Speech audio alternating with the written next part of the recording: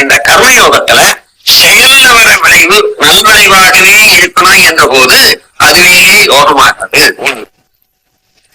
அதே நேரத்துல இந்த விளைவறிந்த விளைவு என்று சொல்லுங்க, கடமை என்றது ஒண்ணு இருக்கு பாருங்க.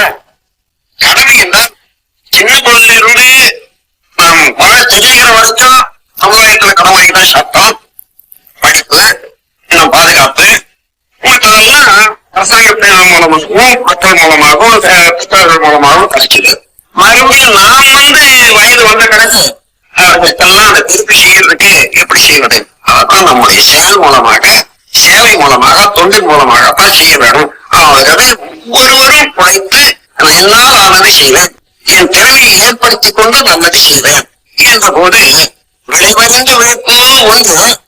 கடமை என்பது நான் கடன்பட்டிருக்கு என்ன இந்த உலகம் முழுவதும் சேர்ந்து எனக்கு வேண்டியதெல்லாம் அழைத்து காத்துக் கொண்டிருக்கிறது இந்த உலகம். இந்த உலகிற்கு என்னால் நன்மையை நான் செய்து கொண்டே இருப்பேன். இந்த அளவுல தமிழ் செய்யும் போது நான் இன்னது செய்தேன், இன்னது பெறணும் என்பதில்லை.